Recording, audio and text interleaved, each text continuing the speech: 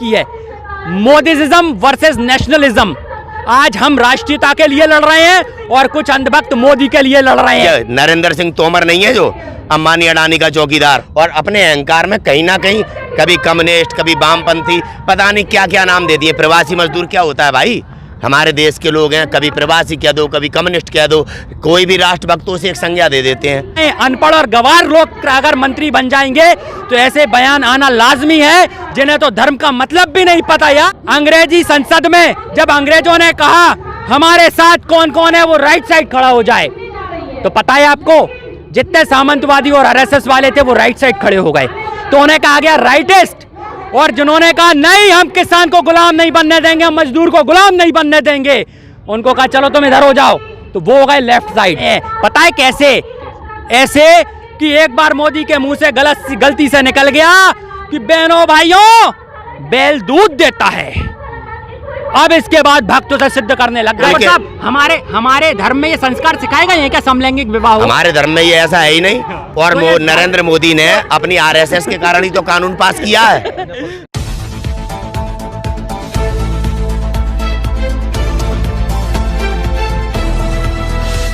बयान आया कम्युनिस्ट बैठे हैं यहाँ पर, अच्छी बात है ना, उन्हें पता होना चाहिए। ये लोग पता है शब्दों का जाल बुनते हैं, ये शब्दों के जाल में लोगों को उलझा के रखें, आज तक भावनाओं को नहीं समझे।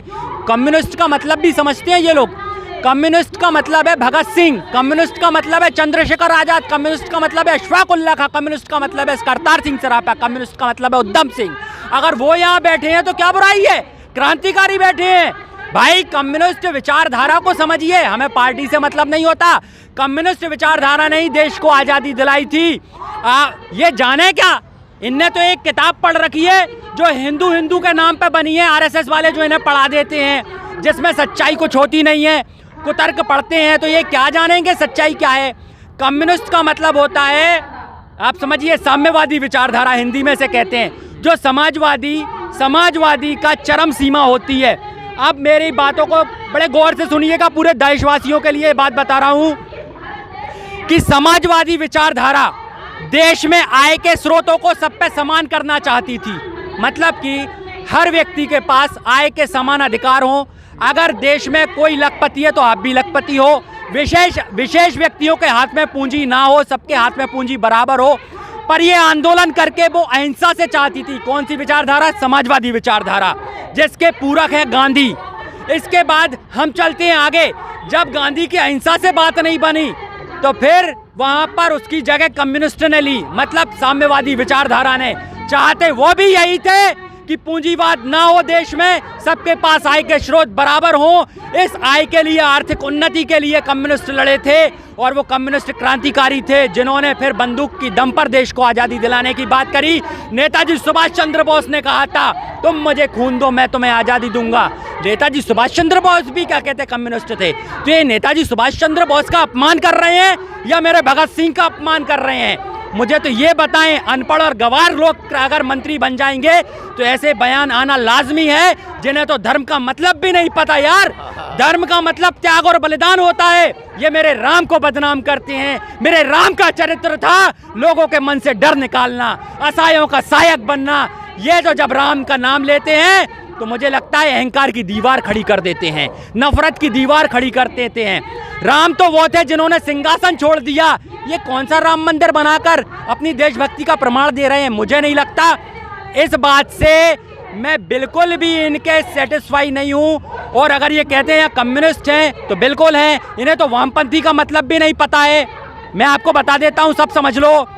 अंग्रेजी संसद में जब अंग्रेजों ने कहा हमारे साथ कौन कौन है वो राइट साइड खड़ा हो जाए, तो पता है आपको जितने सामंतवादी और आरएसएस वाले थे वो राइट साइड खड़े हो गए।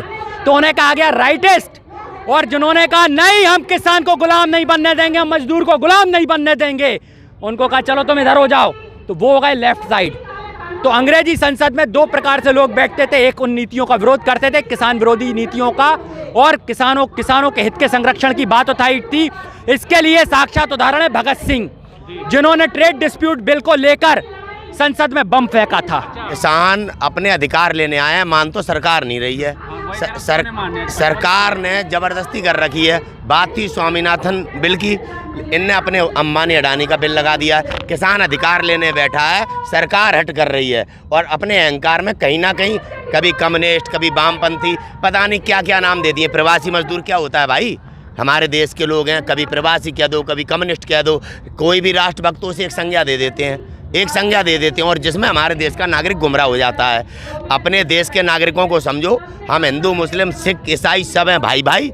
इन लोगों ने हमें आपस में लड़ा के हमारा देश लूट लिया है। अब ये किस प्रकार से हमारे और आपके ऊपर अत्याचार कर रहे हैं, उसे समझने का प्रयास करो।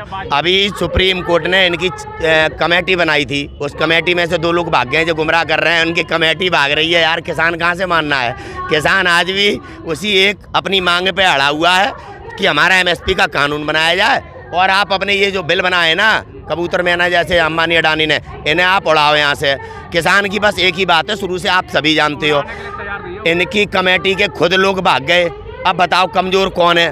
कहीं ना कहीं अपनी कमजोरी को छुपाने के लिए जो नरेंद्र सिंह तोमर नहीं है, जो अंबानी अडानी का चौकीदार, ये आपको गुमराह कर रहा है। क्या है कि हमारे राजपूतों ने, हमारे समाज ने शुरू से चौकीदारी करी है, कभी मान सिंह की, कभी अंग्रेज़ों की। तो इनके खून में, इनके DNA में दोगलाईपन आ गया है हमारे राजपूतों के। मान सिंह था, जब चाहता तब ऐसा कार्य कर सकता था कि अकबर हमारे देश में नहीं आ पाता, तलवार निकाल के अकबर की गर्दन काट देनी थी। लेकिन इस मान सिंह ने हमारे महाराणा प्रताप जैसे राजपूतों को घास की रोटी खाने पे विवश किया। हमारे पृथ्वीराज चौहान के साथ गद्दारी करने वाला राजपूत था। आज इस भारत माता की लड़ाई में अपने सारे पाप धो लो देश के राजपूतों, हाँ सारे पाप धो लो। और अर्नब गोस्वामी विकास दुबे बनने वाले हैं, क्योंकि ज़्यादा राज खोल रहे हैं भाजपाइयों के और संघियों और भाजपाइयों के। जिनने राज खोले हैं वो विकास दुबे बन गए हैं। अर्नब गोस्वामी बेटा आज न्याय के साथ आ जा, नहीं तो कल तू विकास दुबे की तरह तेरी पत्नी कहेगी जय हिंद जय भारत, जय हिंद जय भारत, पूछता है भारत। देखिए मैं बता रहा हूँ ना आपको, पिछले कई समय से 6 सालों से ये धर्म और जात की लड़ाई करवाते आ रहे हैं ना। मैं बार बार कहता हूँ राजनीति में धर्म लाइए, धर्म की राजनीति बंद कीजिए, ये वही तो करते आ रहे हैं। मैं तो बता रहा हूँ इनकी राजनीति पहले हिंदू मुस्लिम पे चलती थी, अब बेचारे मुस्लिम शांत बैठ गए तो इनको अब लग रहा है अब मुद्दा गलत चला गया। अब ये क्या कहते हैं दलित सवर्ण करते रहे, अब ये क्या कहते हैं हिंदू बनाम सिख करना चाहते हैं। जो ये शुरू से करते आए हैं इनकी नीति वही चलती है, आपस में लड़ाओ और वोट पाओ, ये वही कर रहे हैं। और मैं बार बार कह रहा हूं कि कम्युनिस्ट और वामपंथी देशभक्त थे, एक RSS वाला देशभक्त निकाल दो, मैं अपनी गर्दन कटा दूंगा। और मैं बार बार चैनल के माध्यम से कह रहा हूं मोदी जी खुली चुनौती है, एक बार डिबेट कर लो, आपको पता पड़ जाएगा दीपक पांडे कौन है, अपनी गर्दन कटा देगा अगर आप डिबेट में जीत गए, और नहीं तो अपनी उंगली कटा देना। पर मुझे पता है गद्दारों का इतिहास बहुत अच्छे से हम लोग जानते हैं, क्योंकि यहाँ पर देश में कभी भी धर्म की लड़ाई हुई नहीं यार, इतिहास को गलत तरीके से परोसा गया है और लोग वही समझ रहे हैं। मैं बार बार कहता हूँ, आज ये भैया मेरे साथ खड़े हैं, इनके विषय में नजरिया इनका अलग होगा, इनका अलग होगा, इनका अलग होगा। हम 4 लोगों से इनके विषय में पुस्तक लिखने बैठाएंगे, सब अलग अलग पुस्तकें लिख देंगे इनके नेचर पे। लेकिन वास्तविकता ये है कि हमें चारों को पढ़ के कॉमन सेंस निकालना होगा, और वो कॉमन सेंस ये होता है कि भगत सिंह, आज पता है लड़ाई किस बात की है, मोदीज़िज्म वर्सेस नेशनलिज्म। आज हम राष्ट्रीयता के लिए लड़ रहे हैं और कुछ अंधभक्त मोदी के लिए लड़ रहे हैं। पता है कैसे? ऐसे कि एक बार मोदी के मुंह से गलती से निकल गया कि बहनों भाइयों बैल दूध देता है। अब इसके बाद भक्त उसे सिद्ध करने लग गए और पता है जनता से कहने लगे बहनों भाइयों पता है गाय चारा खाती है कि नहीं खाती? लोगों ने कहा हाँ साहब खाती है। तो कहते बताओ बैल चारा खाता है कि नहीं खाता? कहले खाता है। तो बताओ गाय दूध देती है कि नहीं देती? कहले देती है। तो कहले बैल जब चारा खाता है तो उसे दूध देना चाहिए कि नहीं देना चाहिए? बस तब से अंधभक्त लग गए बैल का दूध निकलवाने हम लोगों से। आज तक हमसे दूध निकलवाना चाह रहे हैं अंधभक्ति का चश्मा लगवा के, पर भाई हम अंधभक्त नहीं, हम निकल चुके इस बात से। आज राष्ट्रीयता की ओर बढ़ चुका है ये आंदोलन, और इस आंदोलन में ना जात का चश्मा लगाए ना धर्म का चश्मा लगाए, सबको पता है थाली में से रोटी जाने वाली और महंगाई बढ़ने वाली, आमदनी खत्म होने वाली है। देश में 2 वर्ग रहने वाले, अमीर और गरीब। उस गरीब की पंक्ति में हम खड़े होंगे और अमीर की में वो अमीर के बच्चे जो आज कॉरपोरेट जगत में बैठे हैं। तो हमें माफ़ करें, हम लोगों ने शुरू से इतिहास रचा है और इतिहास रचेंगे। अगर ये हिंसा फैलाएंगे तो जवाब तो फिर जो का त्यों होता है यार। कम्युनिस्ट, अगर हमें कम्युनिस्ट कह रहे हो तो फिर अपने अंदर इतनी ताकत रखना कम्युनिस्ट विचारधारा को झेलने की, क्योंकि कम्युनिस्ट विचारधारा फिर छोड़ने वाली नहीं है किसी को। जी सर, क्या बोल रहे थे? हाँ, वो कह रहे थे क्या का नाम है, आधे किसान मान गए हैं। हाँ, आधे किसान मान गए हैं। मैं बता देना चाहता हूँ सरकार को, ये देखे रहना कहीं कुछ दिनों बाद प्रधानमंत्री राजनाथ सिंह जी ना बन जाएं। आधे किसानों का जुमला देते रहो, आधी पार्टी इधर सर गया है। याद रख लेना जरा गंभीरता से भाई। मैं ये बता रहा हूँ, उनने कहा ना आधे किसान मान गए हैं। हाँ। मैं बता दे रहा हूँ भैया, ध्यान से सुन लेना अमित शाह जी, ऐसा ना हो अगले प्रधानमंत्री अभी कुछ दिनों में राजनाथ सिंह जी हों। हाँ, आधे किसान मान गए का मतलब ये भी सोच लेना कहीं आधी भाजपा तो नहीं इधर आ गई किसानों के साथ। 2 तो कमेटी से बाहर आए हैं। हाँ, तमाम लोगों ने इस्तीफे भी दे दिए हैं। हाँ, अब ध्यान रखना बीजेपी पार्टी वालों से ही बस मैं कह रहा हूँ, जो कह रहे हैं किसान मान गए हैं। भैया हम वही तो बता रहे हैं जो उन्होंने हमें कम्युनिस्ट, मैंने इस बारे में पंडित जी ने मेरे ने जवाब दे दिया। भाई क्या जवाब दें, बार बार इन गधों को कुछ समझ में तो आता नहीं, अंधभक्तों को, क्योंकि मैंने बताया ना इनका DNA, इन्होंने हमेशा से ही देश में गद्दारी करते आए हैं। उस बात जब हमारे ऊपर मुगलों ने आक्रमण किया था तब से गद्दारी करते आए हैं। तो मैं भाई साहब बार बार नहीं बताना चाहता, आखिरकार मेरे समाज की बात है, इतनी बार बार मत ठुकवाओ, ठीक है। हाँ, क्योंकि हम राजपूत हैं ना, लेकिन गलत आदमी की कहने पड़ती है। बस इतना बताना चाहते हैं अमित शाह जी, अगले प्रधानमंत्री कहीं राजनाथ ना हो और गृह मंत्री तोमर साहब ध्यान रखियो। यार एक सवाल भी मुझे करना है, ये बताओ सेवा भावी लोगों के 5 स्टार होटल जैसे कार्यालय होते हैं क्या? बीजेपी के कार्यालय देखो कितने जबरदस्त हैं। और पता है मुझे तो कई लोगों ने बताया वो समलैंगिक विवाह का एक अड्डा बन गया है। अच्छा। हाँ, वहाँ पर समलैंगिक विवाह कराए जाते हैं। उस 5 स्टार होटल में किसी को आने ही नहीं दिया जाता। हाँ, तभी तो ये कानून लेके आए हैं यार, जो अपनी बीवियों को छोड़ के चले जाएंगे फिर वो करेंगे क्या? देखो ना, अपने बीवी को छोड़ के चले गए, और इनसे अच्छी जो इनके अंदर खुजली मची हुई है ना, वो आपस में एक दूसरे मिटा लेते हैं। इनको जरूरत नहीं है किसी की। ऐसा है जे RSS वाले हैं ना, इनकी RSS में देखना एक भी महिला नहीं मिलेगी, पंडित जी जो बात कह रहे हैं उसके प्रमाण दे रहा हूँ मैं तो। केवल RSS में एक भी महिला नहीं मिलेगी किसी भी बड़े पद पे।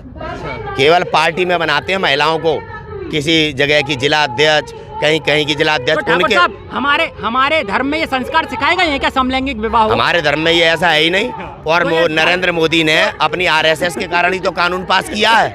तो ये हमारे धर्म को बदनाम कर रहे हैं कि नहीं? हमारे धर्म के ओर से दुश्मन है। राम नाम पे बेटियों के बलात्कार करें, कितनों की लिस्ट दूं? आप जानते नहीं कि कोई भी भगवाधारी ऐसा है जो गुंडा ना हो। इनने राम के वस्त्र को पहन के अपने चेहरे छुपाए। ये बलात्कारी ये हैं, गुंडे ये हैं, आतंकवादी साध्वी प्रज्ञा सिंह ठाकुर भगवा में, ये योगी गुंडा 28 मुकदमे थे, संसद में रो रहा था, भगवा पहने हुए है। साक्षी महाराज वो भगवा पहने हुए है। जे 1.5 आंख वाला लुटेरा रामदेव बाबा क्यों है? भगवा पहने हुए है। शंकराचार्य जैसे हमारे धर्म गुरुओं को आज राम की लाज रखनी है, उन्हें आगे आना पड़ेगा। मेरा निवेदन है उनसे ठाकुर साहब का। जय हिंद।